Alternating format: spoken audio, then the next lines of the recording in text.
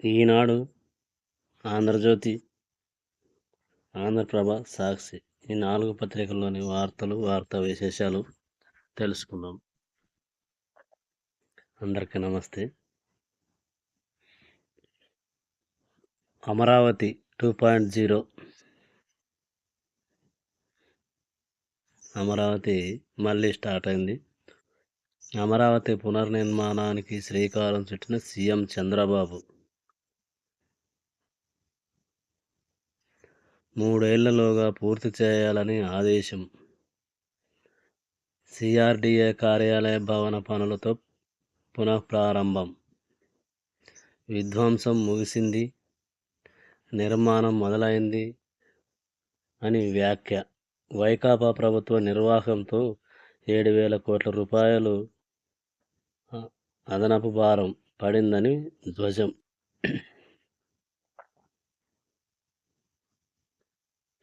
ప్రజా రాజధానికి 5 ఏళ్ల గ్రహణం వీడింది. అమరావతికి 2.0 మొదలైంది. రాష్ట్రంలో ఎన్డీఏ అధికారంలోకి వచ్చిన 4 నెలలకే రాజధాని పునర్నిర్మాణం ఘనంగా ప్రారంభమైంది. 2014-19 మధ్య జరిగిన నిర్మాణం అమరావతి అనుకుంటే ఇప్పుడు మొదలైంది 2.0 వర్షన్. అప్పట్లో జరిగింది ఒకెత్తు, ఇప్పుడు జరగబోయేది ఒకెత్తు. అప్పట్లో భూ సమీకరణ, ప్రణాళిక రూపకల్పన,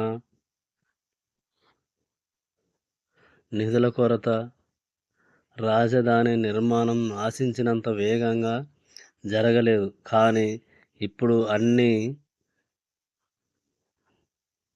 అన్నీ అమరే ఉన్నాయి.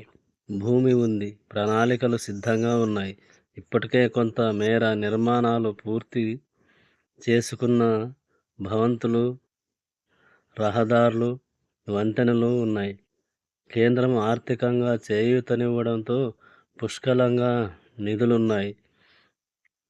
అమరావతిని ప్రపంచస్థాయి నగరంగా తీర్చిదిద్దాలన్న బలమైన సంకల్పం కలిగిన ప్రభుత్వం ఉంది.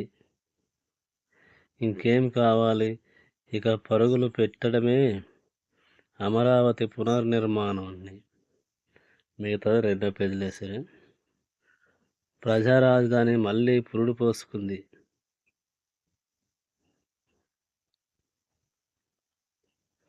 ఐదేళ్ల నిర్లక్ష్యం, అణచివేతకు తెర దించుతూ ప్రజా రాజధాని అమరావతి మళ్ళీ పురుడు పోసుకుందని సీఎం చంద్రబాబు పేర్కొన్నారు. ఆంధ్రుల రాజధాని అమరావతేనని, అది మళ్ళీ ఊపిరి పోసుకుంటుందని రైతుల మహాపాదయాత్రపై వైకాపా కుతంత్రాలు సాగవంటూ 2022 అక్టోబర్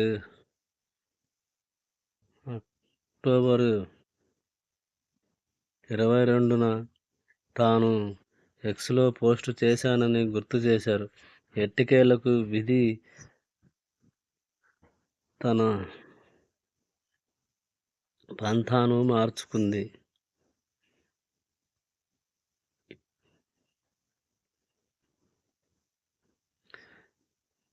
ఇటుకతో ఇటుక, హృదయంతో హృదయం ద్వారా అమరావతి పునర్నిర్మాణం ప్రారంభమైంది. వైకాపా పాలకులకు, క్రూరత్వానికి వ్యతిరేకంగా బలంగా నిలిచిన రైతులు, మహిళలు తమ కలను సాకారం చేసుకున్నారు. వారిని అభినందిస్తున్నారు అని పేర్కొన్నారు. నిజం, న్యాయం, త్యాగం, సంకల్పం ఉన్న అమరావతి నిలుస్తుంది. అమరావతి గెలుస్తుంది. ఇదే ఫైనల్ అంటూ గత పోస్టును రీట్వీట్ చేశారు. అక్కడ చంద్రబాబు నిన్న ప్రారంభించిన పూజలు పునస్కారాలు ఇవి. రాజధాని అమరావతి పనులను కొబ్బరికాయ కొట్టి పునర్నిర్మిస్తున్న ముఖ్యమంత్రి చంద్రబాబు. కేంద్రానికి కృతజ్ఞతలు.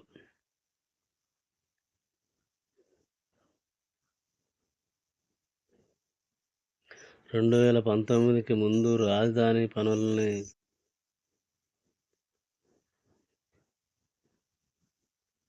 42,519 కోట్లతో చేపట్టాం.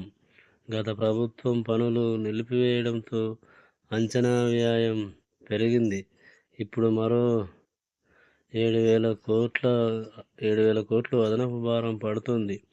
రాజధాని జీవం పోయడానికి ఆర్థికంగా చేయూతనిచ్చేందుకు ముందుకొచ్చిన కేంద్రానికి కృతజ్ఞతలు అని చంద్రబాబు అన్నారు. కేంద్రం చొరవతో 15,000 కోట్ల సాయం అందించేందుకు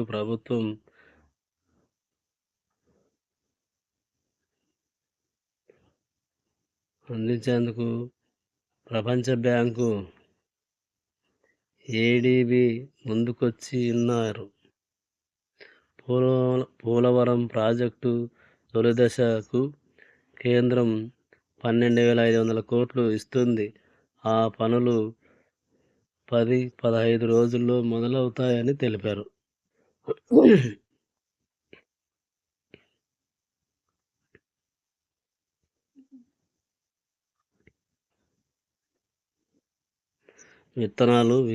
విత్తనాలు నాటు, విపత్తులు దాటు. పైరు రక్షణలో డ్రోన్లది కీలక పాత్ర. జాతీయ రహదారులు, ప్రాజెక్టులు, అడవులు పరిరక్షణలో సహకారం ఎక్కడ ఎలా వాడగలమనే దానిపై 31 ప్రభుత్వ శాఖల ప్రతిపాదనలు.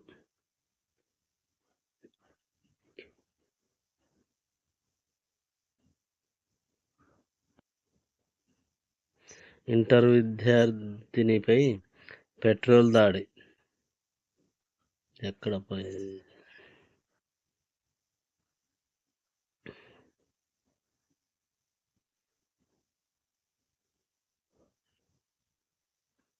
నిర్మానుష్య ప్రదేశంలోకి తీసుకెళ్లి నిప్పుపెట్టిన స్నేహితుడు.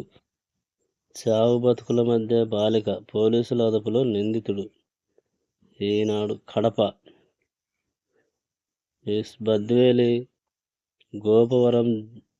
గోపవరం జీవితంపై ఎన్నో ఆశలతో కష్టపడి చదువుకుంటున్న ఇంటర్ బాలికపై స్నేహితుడు ముసుగులో ఉన్న వ్యక్తి దారుణానికి పాల్పడ్డాడు. కడప బద్వేలులోని గోపవరం ఇంటర్ పాపని తీసుకెళ్ళి పెట్రోల్ పోసి తగలబెట్టాడు.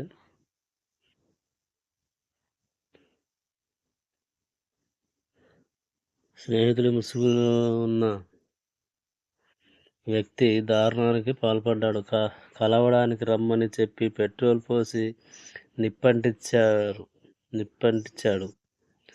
వైఎస్ఆర్ జిల్లా బద్వేల్ సమీపంలో శనివారం ఈ దారుణం చోటు చేసుకుంది. జిల్లా ఎస్పీ హర్షవర్ధన్ రాజు తెలిపిన మేరకు బాధిత బాలిక 16 సంవత్సరాల ప్రైవేటు కళాశాలలో ఇంటర్ మొదటి సంవత్సరం చదువుతుంది. కడపలోని ఓ హోటల్లో వంట మాస్టర్గా పనిచేస్తున్న విష్ణేష్తో చిన్నప్పటి నుంచి స్నేహం ఉంది. అతడికి వివాహం కాగా భార్య గర్భిణి. శుక్రవారం ఉదయం అతడు విద్యార్థినికి ఫోన్ చేసి శనివారం తనను కలవాలని కోరాడు. లేదంటే ఆత్మహత్య చేసుకుంటానని బెదిరించాడు. దాంతో ఆ బాలిక శనివారం కళాశాల నుంచి ఆటోలో బయలుదేరగా విష్ణేష్ మధ్యలో ఆ ఆటో ఎక్కాడు. ఇద్దరు బద్వేలుకు 10 కిలోమీటర్ల దూరంలో ఉన్న పీపీ కుంట చెక్పోస్ట్ వద్ద దిగి సమీపంలోని ముళ్ళ పొదలోకి వెళ్లారు. కొంతసేపటికి విఘ్నేష్ బాలికపై పెట్రోల్ పోసి నిప్పంటించి పరారయ్యాడు. కొందరు మహిళలు ఆమెను గమనించి పోలీసులకు సమాచారమిచ్చారు. అమ్మాయిని హుటాహుటిన స్థానిక ప్రభుత్వ ఆసుపత్రికి, అక్కడ అక్కడి నుంచి మెరుగైన వైద్యం కోసం కడప రిమ్స్‌కు తరలించారు. సీఎం సీఎం ఆదేశాలతో ముమ్మర గాలింపు.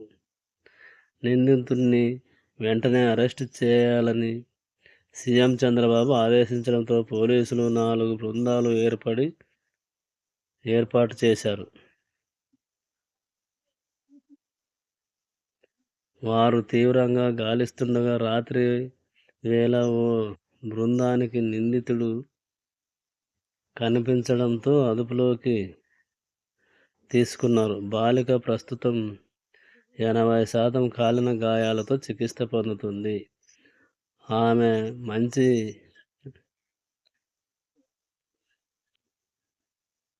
నుంచి జిల్లా జడ్జి వాంగ్మూలాన్ని నమోదు చేసుకున్నారు. ఎమ్మెల్యే సుధా పరామర్శించి కుటుంబ సభ్యులకు ధైర్యం చెప్పారు. శారదా పీఠానికి భూ కేటాయింపులు రద్దు. వచ్చే కేబినెట్లో ఆమోదం. అప్పట్లో అప్పనంగా 15 ఎకరాలు కట్టబెట్టిన వైకాపా ప్రభుత్వం 225 కోట్ల విలువైన భూమి 15 లక్షలకే సంతర్పణ. గురువుపై భక్తితో అడ్డగోలుగా మినహాయింపులు ఇచ్చిన జగన్. మాజీ ఎంపీ ఎంవీవీ ఇంట్లో ఈడీ సోదాలు. ఆడిటర్ జీవీ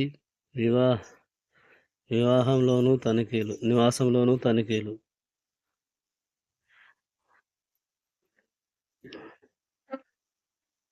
హయగ్రీవ ఆర్థిక లావాదేవీలపై ఆరా. ప్రాంతీయ గ్రంథాలయాల వ్యవస్థ బలోపేతం. విద్య, ఐటీ శాఖల మంత్రి లోకేష్ విశాఖలోని నెహ్రూ బజార్ ప్రాంతీయ గ్రంథాలయం ఆకస్మిక తనిఖీ. గ్రంథాలయాల వ్యవస్థ బలోపేతం చేస్తారని ఐటీ శాఖ మంత్రి నారా లోకేష్ చెప్పారు. మంచిది.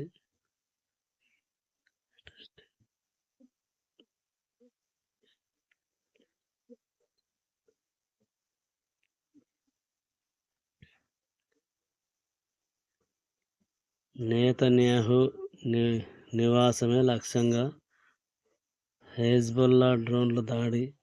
ప్రధాని సురక్షితమన్న ఐడిఎఫ్.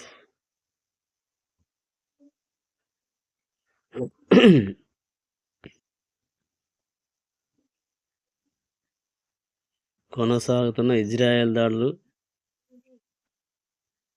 గాజాలో 50 మంది మృతి. ఈనాడు వార్తా విశేషాలు.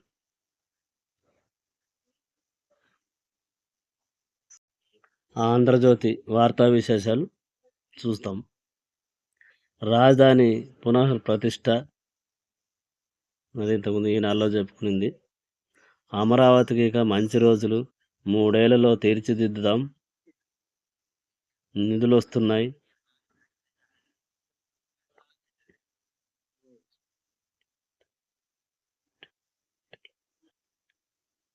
తీతు పుట్టిటిల్ల లొల్లి.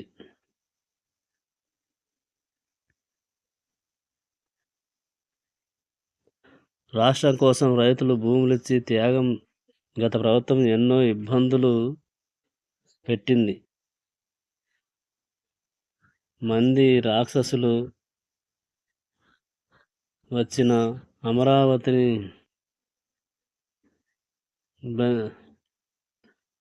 ఎంతమంది రాక్షసులు వచ్చిన అమరావతిని కాపాడిన చరిత్ర రైతులదే.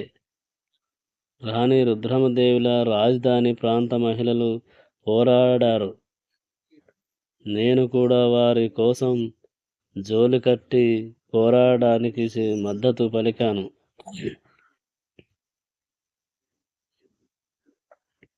జెట్ స్పీడ్లో నిర్మాణ పనులు పూర్తి చేస్తాం. రాక్షసుల నుంచి అమరావతిని రైతులే కాపాడారు. మహిళలు రుద్రమదేవిలా పోరాడారు. జోలిపట్టి వారి పోరాటానికి మద్దతు తెలిపా. భూతం పోయి రాష్ట్రానికి మంచి రోజులు వచ్చాయి. విశాఖను ఆర్థిక రాజధానిగా అభివృద్ధి చేస్తాం. కర్నూలులో హైకోర్టు బెంచ్ ఏర్పాటు చేస్తాం. 2 వారాల్లో పోలవరం పనులు ప్రారంభం.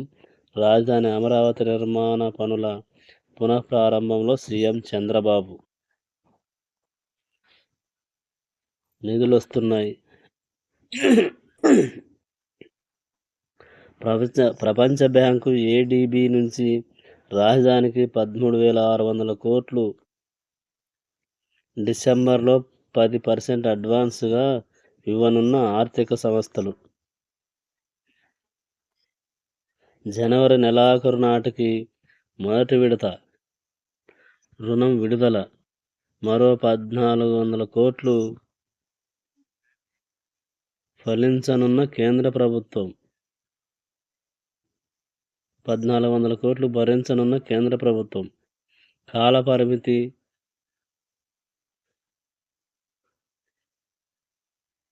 మారటోరియం వ్యవధిపై త్వరలోనే వ్యవస్థ.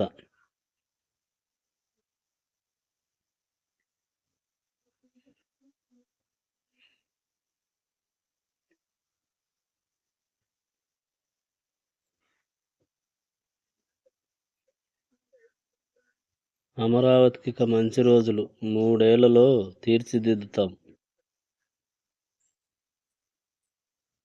2 నెలల్లో మున్సిపల్ శాఖలన్నీ సిఆర్డీఏ కాంప్లెక్స్లోకి. అక్కడ పనులన్నీ పూర్తిగానే తరలింపు. మంత్రి నారాయణ విజ్ఞప్తిపై నిర్మాణాన్ని త్వరగా పూర్తి చేయనున్న కాంట్రాక్టు సంస్థ. జనవరిలో ఎమ్మెల్యే ఐవీఎస్ భవనాలకు, డిసెంబర్లో రోడ్ల నిర్మాణానికి టెండర్లు. బీమాపై జీఎస్టీ మినహాయింపు. టర్మ్ పాలసీపై అందరికీ పూర్తిగా. ఆరోగ్య బీమాపై సీనియర్ సిటిజన్లకు, మిగతా వారికి 5 లక్షల్లోపు కవరేజీ వరకు 2 లీటర్లు, ఆపై ప్యాకేజ్డ్ తాగునీరు. 10,000 లోపు సైకిళ్లపై 5% తగ్గింపు. ఖరీదైన బూట్లు, వాచీలపై 28% మంత్రుల సంఘం కీలక నిర్ణయం. జీఎస్టీ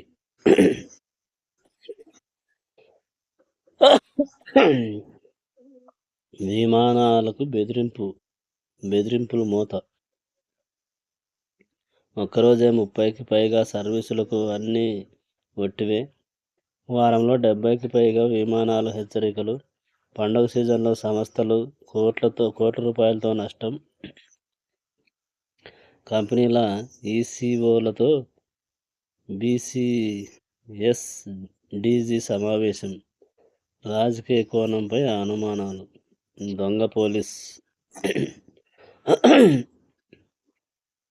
అవినీతి పోలీసులపై ఉన్నతాధికారుల వేటు. రాష్ట్రంలో వరుసగా సంఘటనలు వెలుగులోకి. తూర్పుగోదావరి పేకాట సొమ్ము నొక్కేసిన సిఐఎస్ఐ, మరో 2 సిబ్బంది సస్పెన్షన్. రోడ్డు ప్రమాదం కేసులో నిందితుడి పేరు మార్పు. పాకాల ఎస్ఐ హెడ్ కానిస్టేబుల్పై వేటు. బాధితులు ఫిర్యాదుతో విచారణ చర్యలు.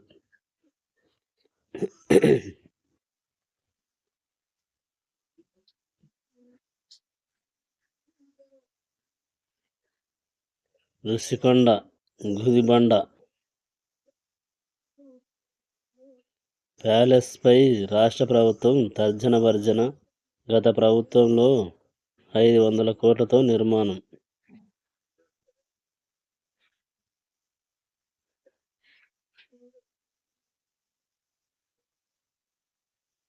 జగన్ కోసం ప్రజాధనం దుర్వినియోగం. పర్యాటకం పేరుతో అడ్డగోలు పనులు. 4.5 ఎకరాల్లో విలాసవంతంగా 5 బ్లాకులు. నేడు నిర్వహణే భారంగా మారిన వైనం. 85 లక్షలకు విద్యుత్ బకాయిలు, భవనాల వినియోగంపై అయోమయం, ఎంబసీ కార్యాలయాలు, పారిశ్రామిక భవనాల వినియోగంపై అయోమయం, ఎంబీసీ కార్యాలయాలు పారిశ్రామిక అవసరాలకు వాడాలని నిపుణుల సూచన, గ్లోబల్ టెండర్లు పిలవాలని అభిప్రాయాలు, ప్రజలు సూచనలు ఇవ్వాలన్న లోకేష్.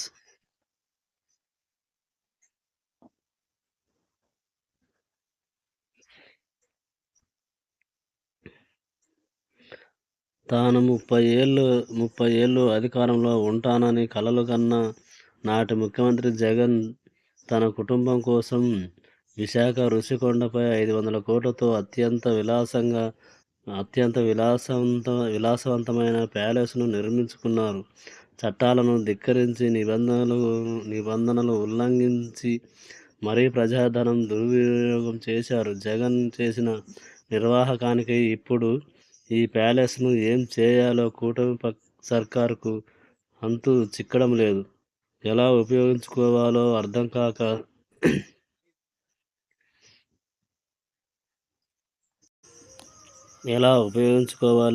కాక కింద మీద పడుతుంది.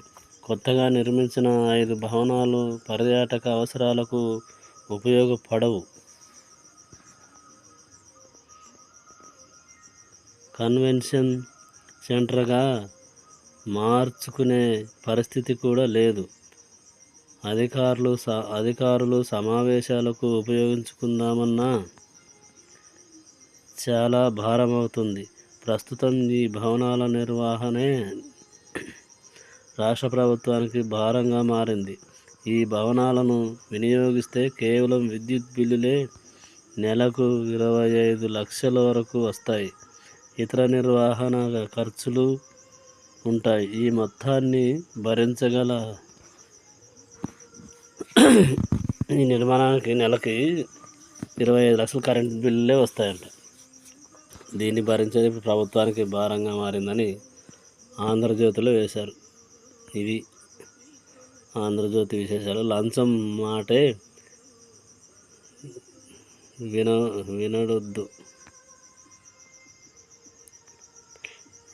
మాటే వినపడొద్దు.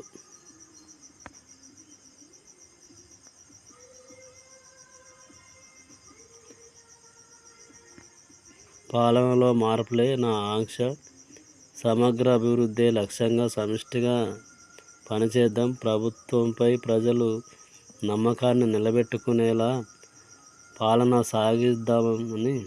సాగించాలి. డిప్యూటీ సీఎం పవన్ కళ్యాణ్ జనసేనలో చేరిన ముద్రగడ కుమార్తె క్రాంతి. గుంటూరు జగ్గయ్యపేట నుంచి భారీగా చేరికలు. పవన్ కళ్యాణ్ లంచం మాటే వినపడొద్దని నిన్న చెప్పారు. ఇది ఆంధ్రజ్యోతి విశేషాలు, వార్తా విశేషాలు.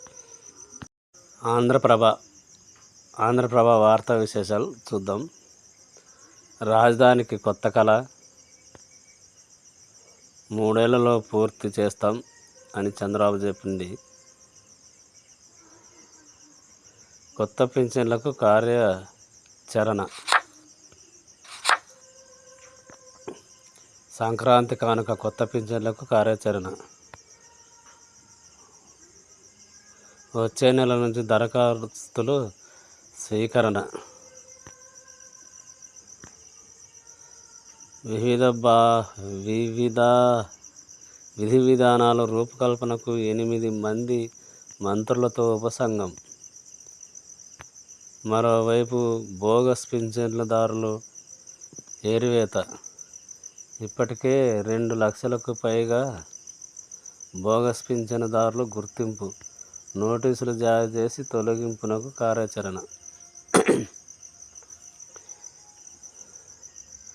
కొత్త పింఛన్లకు వచ్చే నెల నుంచి దరఖాస్తులు చేసుకునొచ్చంట. అందులో మరి బోగస్ పింఛన్లు ఏరివేసేదానికి గుర్తింపుగా బోగస్ పింఛన్లు గుర్తింపు చేసి తొలగిస్తారంట.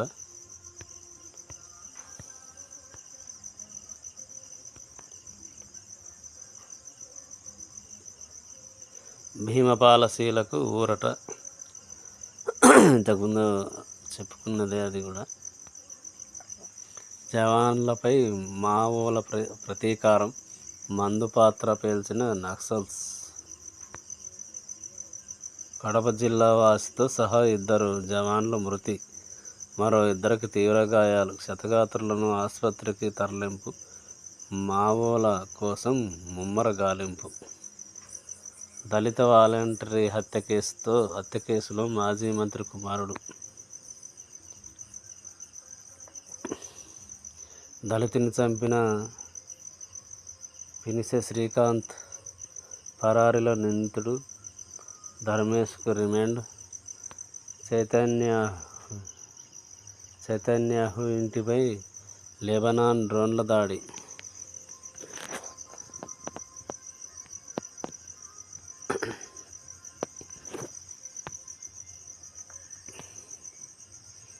కార్పొరేషన్లు రద్దు, కుల కార్పొరేషన్లు రద్దు. ఏపీలో డ్రోన్ విప్లవం.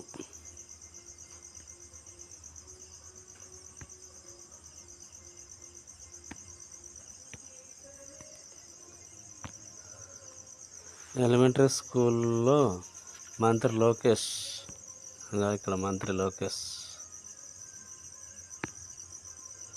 విశాఖలో ఆకస్మిక తనిఖీ, అంగన్వాడీ బాలికల గది పరిశీలన, విద్యార్థులతో మాటామంతి. పౌష్టికాహారం సరఫరాపై టీచర్లతో ఆరా. గ్రంథాలయం ఆకస్మిక తనిఖీ, ఆలస్యంగా తెరవడంపై అసహనం. పబ్లిక్ లైబ్రరీల పర్యవేక్షణకు ప్రత్యేక అధికారి.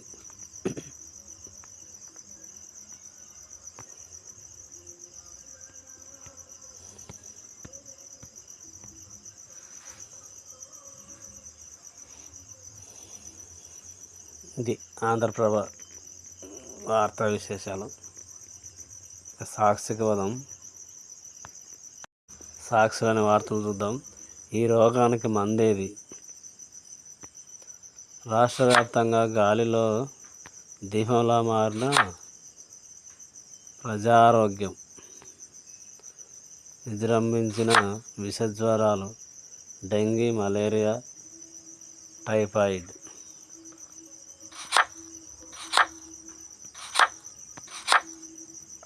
మరో ప్రేమోన్మాది, పైశాచికం. ఇంతకుముందు చెప్పుకున్నది. 5G India, 5G king. Steel plant ఉద్యోగులకు మరో షాక్.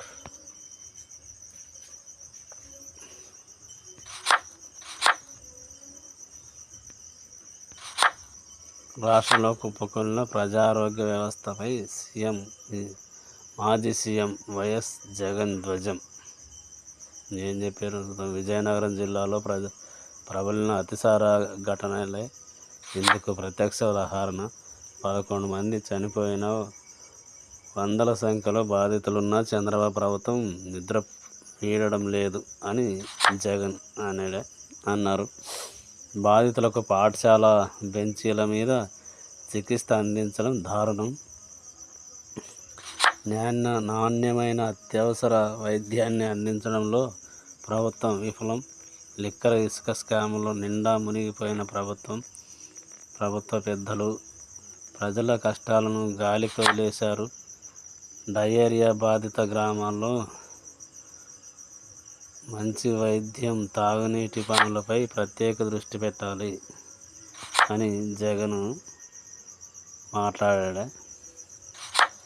జాతీయ మహిళా కమిషన్ చైర్పర్సన్గా విజయ్ కిషోర్. వాటర్ క్యాన్ సైకిళ్లపై తగ్గింపు, GST. అది ఇంతకుముందు చెప్పుకుంది. చరిత్ర తిరగ రాస్తాం. CRDA కార్యాలయం పనులు పునఃప్రారంభంలో సీఎం చంద్రబాబు అమరావతి రాజధాని అని విశాఖ కర్నూలు ప్రజలతో ఒప్పించాం. విశాఖను ఆర్థిక రాజధానిగా చేస్తాం. కర్నూలులో హైకోర్టు బెంచ్ ఏర్పాటు చేస్తాం.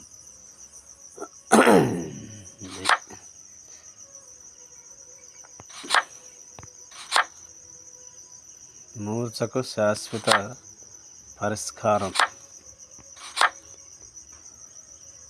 అల్ట్రాసౌండ్ ద్వారా మూర్ఛకు కారణాలపై పరిశోధనలు. మెదడు సంబంధిత వ్యాధులను ముందుగానే గుర్తించాలి. ఇదే ప్రపంచం ముందున్న అతిపెద్ద సవాల్. న్యూరో సమస్యలు పరిష్కరించడంలో ఇంకా 100 ఏళ్ళు వెనక్కుబడే ఉన్నాం. సాక్షితో అంతర్జాతీయ మూర్ఛ రోగి నిపుణుడు Cleveland neuro director Ahmed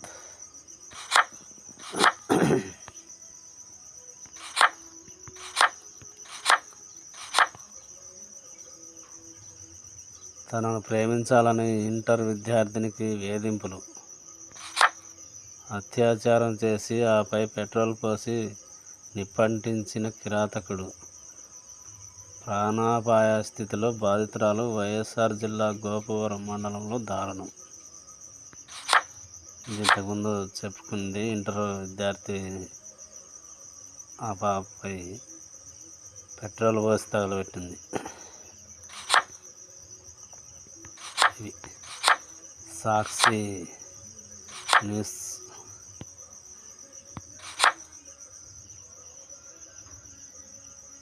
రాష్ట్రంలో మళ్ళీ వర్షాలు.